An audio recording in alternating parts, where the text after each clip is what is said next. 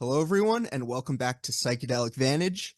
Today, Steve and I will be discussing the FDA Advisory Committee's meeting for investigational MDMA-assisted therapy and the outcome of this meeting. So it was not the vote was not. It's not a final binding decision, but a majority of the time, the FDA's final decision on approval follows the panel's vote, the vast majority of the time. On the question like of 20%, yeah, 20% of the time or something like that, they will go against it. okay. Thank you So for thank you for letting us know, Steve. That's important to look at. Now, for the question, did the data show that the drug is effective in patients with post-traumatic stress disorder? 9 voted no, 2 voted yes. Do the benefits of methamphetamine or MDMA with FDA's risk evaluation and mitigation strategy outweigh its risk for the treatment of patients with PTSD? 10 voted no, 1 voted yes. The vote wasn't even close on either question. Now, Steve, I'm going to read the tweet that I put out a day ago. Love to get your thoughts. Before I read the tweet, I would like to say that I've been seeing a lot of people talking about functional unblinding, functional unblinding, functional unblinding. Listen, if functional unblinding was the only thing wrong with this trial, I think it would have gotten a positive vote. That's my take. So let me just get this up, read it. Jake here. As always, my views don't necessarily represent everyone at Psychedelic Vantage. This may be triggering to some. A sad day for the space, no way to sugarcoat it. I have a lot to say, but just to cover a little bit here. If we want regulators to take the space seriously, as one of many examples, we cannot have body work and energy blockage mentioned in training manuals for future psychedelic-assisted therapists. We need evidence-based approaches. We need standardization. We cannot have 40+% of trial participants having prior experience with the psychedelic being researched in the trial. We cannot make the mistake of having an unlicensed therapist in a trial. By the way, this therapist was working with his wife. She was the other therapist. They were working together. He later ended up having, I wrote, sexual relationship with the trial participant. I need to correct myself. It was sexual abuse. A few bad apples can ruin everything for this space. We need to be open and honest and report serious adverse events in trials. We need to assess abuse potential. Regulators don't view psychedelic compounds like we do. They need cold, hard evidence. I can go on and on here. And Steve, I'm sure we will go on and on in this conversation.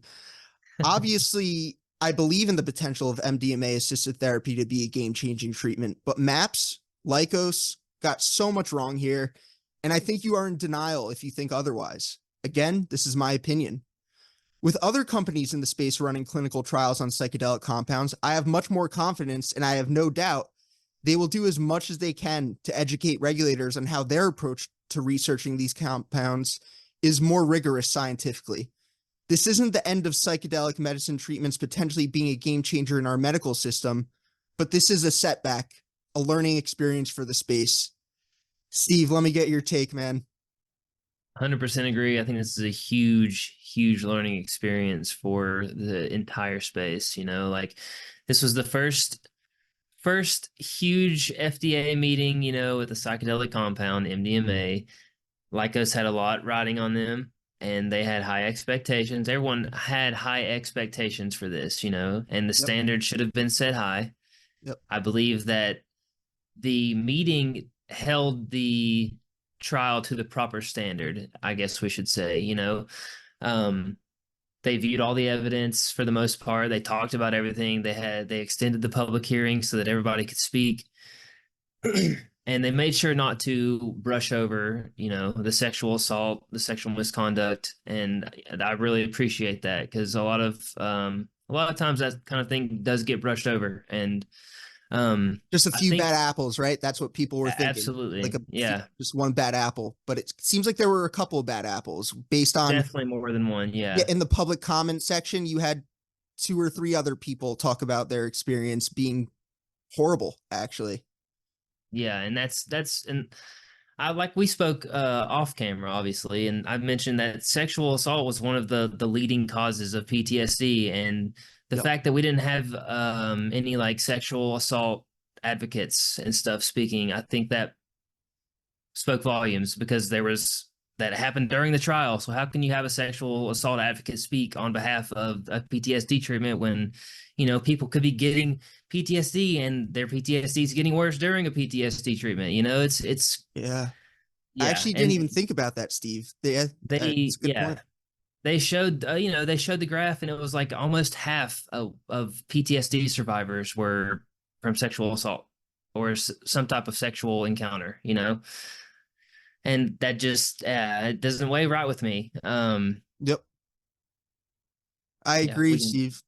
Yeah, And in the space, a lot of people, and I've had some hate for them too, and I also like some of the stuff they report, and I question the motive sometimes, but Symposia, Sasha Cisco, they've been on this for quite some time, with the sexual assault that happened in that trial, and looks like their maps may have covered up some other stuff as well. We can't rule that out. It looks, I mean, we heard people in the public comment section bring up stuff, and it's we're seeing the reality of the space here. If you have a very promising drug but you're working with horrible therapists, then it's not good. I mean, and the FDA's panel, the advisory committee, brought it up. Like, this was in clinical trial settings, ideal settings, supposedly. yeah. What does this look like when this rolls out? And They even again, said yeah, like it gets worse from here. This is the best of the best of settings. And if Lykos is showing that this is happening in the clinical trial setting, allowing, like you said, couples, they mentioned that a lot of the therapists, I think it was more than just one set of therapists, were yeah, a couple. Like that's ridiculous. I think there needs to be some kind of safeguard there where there's no conflicting interests. I yeah. think they mentioned that during the meeting. That's ridiculous to me. It's like common sense, right?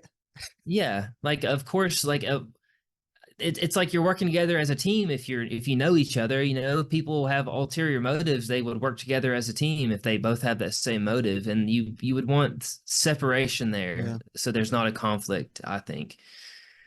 Now, I am sure that the vast majority of the therapists in this, who took part in the trial, were amazing. I have no doubt about that. But also, at the end of the day, perhaps this is inappropriate to phrase it this way, but I can't think of any other way. I think of that, like, I feel like they were hippie therapists, and that's fine. I'm all about like the spiritual stuff. Psychedelics are going to save the world. I don't know if I'm on that part of it, obviously, but we need cold hard scientists running these trials to get across the finish line. And again, I'll say it again. I keep on seeing online about functional unblinding, functional unblinding. I get it. It is a problem, but I stand by the belief that if that was the only problem in this trial, it would have been approved. I think the benefit risk ratio for treatment resistant PTSD would have made sense if that was the only problem. I mean, And yeah. let's clear to like not necessarily approved because we don't know until August Oh, yet sorry, whether it's going sorry, to be sorry. approved or Yeah, not. And thank you for I correcting me. know Yeah, yeah, no, the vote. absolutely. You're right. It's not The final, at but yeah. least the advisory was negative. There was a Yes, negative vote and stuff like that. yes. I think And what was it, yeah, August 17th or something like that as August the 11th. actual Yeah. August 11th. Okay. And I mean, we spoke about it, Steve. I mean, just little things they got wrong. They didn't get enough data on heart safety. They didn't get data on abuse potential. I mean, There was so much stuff that they were missing that, and like others have said, they might have to get this later.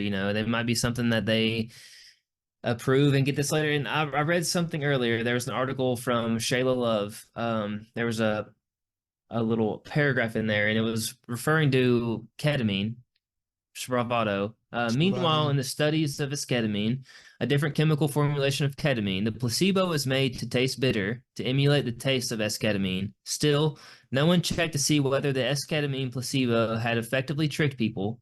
The data was nonetheless submitted to the FDA and approved for treatment-resistant depression because even if the FDA requires a blinded placebo group, it does not require any confirmation that blinding was successful. Hmm. So we will see if they approve it or disapprove it, but if it's up to the ad committee, then it is not looking good. Let's just say that. So it's not up to them, obviously, like you pointed out, but I mean, the vote wasn't even close. Listen, the vote wasn't close. I'm not feeling too optimistic. Nor am I don't know that I would want Lykos to be the first representative in the psychedelic industry either. You know, if the trials look like this, how can we, uphold them and think that they're going to uphold the industry to the highest standard? It's a My very thoughts. valid. It's a very valid point. I mean, I knew about many of the issues going into this, Steve, and As did I I, yeah. think I think it was maybe naive of me to assume that regulators, the ad committee would think, you know what, this is treatment resistant PTSD. We have 20 to 40, it depends who you ask, veterans committing suicide every single day. And it obviously doesn't just affect veterans, but the veteran community holds a lot of say in like pushing for this to get approved. I mean, we only have 2 approved treatment options for PTSD now, as was mentioned in the meeting. Only 20 to 30% of people with PTSD in their lifetime will reach remission. Horrible. We need new treatment options, and I was, I guess, naive to think that even with the horrible stuff that happened, again, it looks like more of that horrible stuff happened than we thought. But I still thought the risk benefit profile would make sense, and I was way off. I was way off, and Yeah. I know you mentioned the veterans a lot, and I'm a veteran myself. I'm not a yes, combat veteran. I don't want that to be confused. I did not see combat. And I think there's a huge need for PTSD treatment with veterans, but I also see firsthand the need at the VA. They're severely understaffed, especially in the mental health department. There's not enough therapists to go around, and they're very understaffed at the VA. What do you think about the comments from FDA chairperson Dr. Rajesh Narendran? And if I am pronouncing that wrong, I apologize. But his exact quotes: I think there will be left and right diversion. Illicit MDA is going to soar. I think he meant MDMA, because it's going to be all over the map. So, I mean, I think you have to be really careful. That's the first quote. Second yeah. quote: I would not be surprised if people go home and use cocaine, use alcohol. I mean, with their partner who is supposed to be responsible, you're going to have left and right issues. That's just my personal feelings on it. I mean, I'm really glad you bring this up. We were bashing a little bit on Lykos and maps, and I think a lot of it's warranted, to be honest. Before I touch on that specifically, Steve, let me just say, I mean, there was confusion with that panel in general. Clearly confusion. This is not the treatment paradigm they're used to looking at, obviously, with the psychotherapy component. I mean, when they got to one of the final questions, Steve, of is this drug, do the data show that the drug is effective in patients with post-traumatic stress disorder? On the question that they're voting on, one of the people said, are we just talking about the drug or the drug combined with the psychotherapy? I mean, it was a little bit of a mess, and I don't know if I can blame them necessarily, because it's tough. The FDA doesn't regulate therapy, and it's a huge part of the treatment. Now, with what you said about there, I was watching the Dell's report today, and I guess we still have that. Some people still have the mindset that like psychedelics fry your brain. I'm not saying that. Listen, there is a abuse potential. I don't think it's high from what I've seen with MDMA in a clinical setting. But I mean, yeah, that going off on the tangent of, yeah, but people will come home and then they'll do cocaine, and then like, Okay. What do you I don't base know that what to on? say. It's Yeah. just Like Steve. that's my opinion, like That was okay. like just purely opinionated. Yeah. Interjection there. Like, okay. Like where did cocaine come from? Where did alcohol come from? Like Just oh so man. I mean, listen, at least when it comes to psilocybin, I can say, I've been open. I've had high dose psilocybin experiences. And again, N equals 1, but it seems like this way for most people. When you do a high dose of psilocybin, the next day you're not like, oh, I want to do that again. You're like, okay, I'm like going to do that in like 5 years. It depends on the person. Again, listen, there are people I know who have an unhealthy relationship with psychedelics. Let me just be clear on that, folks. There are Absolutely. people who they'll do a psychedelic experience and they're like, oh, I just almost broke through, but I didn't get quite what I wanted. Then they keep on revisiting these different mind realms at an unhealthy rate, to be honest. I mean, I know a couple people like this. I worked at a intensive outpatient program for people dealing with addiction. We had people come in, had very unhealthy relationships with psilocybin. Now, it wasn't common. And again, benefit risk profile with psilocybin for treatment resistant PTSD, but we can't be so defensive. If we want regulators to take us seriously, we need to go over worst case scenarios and we need to report worst case scenarios if they happen. And I apologize. I'm Yes. very, just it was a sad day, Steve. It was a sad day for the psychedelic medicine space, but it's a wake up call. It's a wake up call. And I'm very confident that these other companies are doing it more professionally. But it's funny, I was speaking with someone, and again, I don't think this it might have seemed like it was one of the biggest issues in this thing. I think if functional unblinding was the biggest issue, or the only issue would have been approved, but then you had the issue, I guess, with the psychotherapy component. These other companies are doing psychological support, right? I don't know why I air quoted it, but I think it does deserve a little bit of air quoting, in my opinion. I mean, the preparation stage, I understand that is not psychotherapy. I think that's very clear. You're just giving the patient's getting informed consent. They're explained what's going to potentially happen with the treatment. That's not psychotherapy. Okay. Now, the integration component, I don't see how that's not psychotherapy in a sense, although Srinivas Rao from Atai, Dr. Srini Rao, at a meeting at Horizons Public Benefit Corporation meeting, he made a good point. He said, listen, psychotherapy is extended. It's for weeks and weeks and weeks at a time. With the psilocybin, for example, I think it's 2 preparatory sessions, 2 integration. Correct me if I'm wrong in the comment section, someone.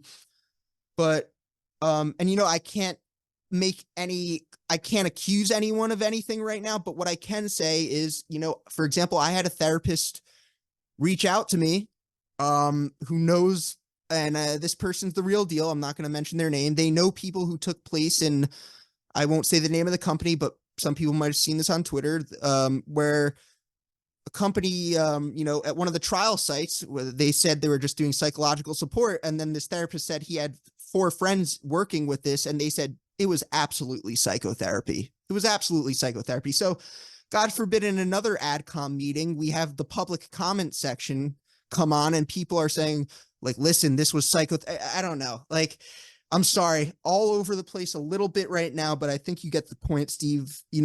As I've talked about, nothing is a guarantee in the space. Just because these drugs are de-risked in terms of efficacy, doesn't mean it's a guarantee for approval. And people need to learn from the mistakes that Lykos Maps made. Even if they do get approval, some miracle, they still need to learn from the mistakes. And Absolutely. I think we've seen them already say, listen, we're not Lykos and Maps. They don't say we're not Lykos and Maps, but when people ask to compare themselves, they make it very clear that they're doing something different. And also, last thing, Steven, and then I'll let you finish off the conversation here. We should also keep in mind the trial had a small number of participants. Now, that was probably because of the funding that MAPS had when they were a nonprofit. But 200 people is nothing. It's nothing. In the real world, it's going to be with tens of thousands of people. So that's another thing. And yeah, sorry, I forgot what I was going to say. But yeah, Steve, finish it off, man. I mean, what are your thoughts?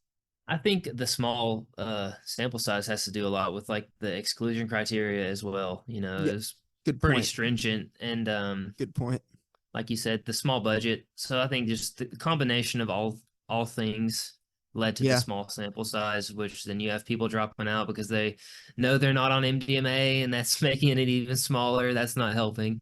yeah. Um, I don't know. I think the fact that Lykos just that they said that Lykos had recommendations from the FDA that they just didn't take.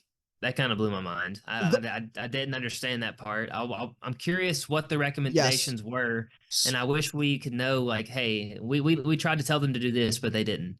So the only recommendation they didn't listen to that I understand why they didn't listen to is the low dose, medium, high dose group. Because when they gave low doses, I think they already tried that a little bit. They saw like big time anxiety Gotcha. in trial participants. So that would be pretty horrible to go through with that. That was the only thing that I saw that it made sense that they didn't listen to, in my opinion. But listen, if the votes, if the with the approval decision, if it's a outright no, again, maybe they would let them. I assume they would let them run a new trial, but with what money? What investors are gonna? I was already, to be honest, I was surprised with the raise they had. I know it was from a lot of philanthropists, so that makes sense. But I mean, their IP protection, I don't think is too good. And now with the mess ups in the trial and seeing the Things are up in the air. unprofessionalism, I mean, I know they brought on Lykos, like the new team at Lykos. I'm sure they're very professional, but before that, it was run by the nonprofit, not drug developers necessarily. So I don't know how they're going to get that money to run a different trial, to be honest. But with that said, as I I said, don't yeah, know go that on, it Steve. would be worth it either. You know, like by the time they run a new trial and everything, there might be a treatment on the market for what they're aiming for. You know, their big thing was they were going to be the first on the market It's a good for point. psychedelics. You know what I mean? They were like they're setting the baseline, and if they don't get approved, then another company is going to set the baseline. And there's other companies for sure working on MDMA for PTSD. Maybe not necessarily MDMA, but there are PTSD treatments that have great effect that are on the way, showing promise. You know, shortly Yeah. behind this Lykos, and they would have to raise money, um, cover all of the deficiencies in the trial, and then resubmit. And that is just, you saw how timely it was for them to get to this point. Oh my God. It's What, 30 years in the making? yeah, More, longer. yeah, it's not looking good. So my hope is that these companies moving forward, they take this as an example. Like I said, we don't know for sure whether approval is happening or not. We'll know in two months, whatever. But either way, it was a sloppy trial with some nasty incidents inside of it, Yes, it and was. I don't think any company wants to have that kind of stain on their record, even if they have an approved drug. Like, oh, our efficacy was great, but this stuff happened. Like that's not what we want. That's not what anybody wants. That's not what no one should have to go through what any of these people went through.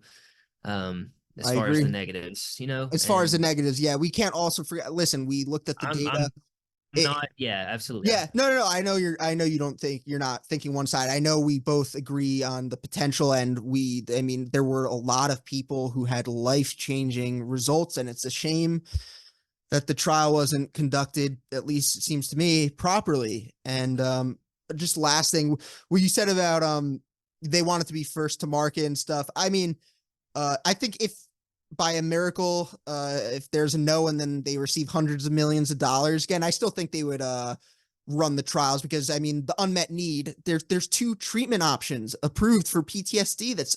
I agree. It's been 25 years or so, or 25 years since we last got an approved drug for PTSD. It's very sad.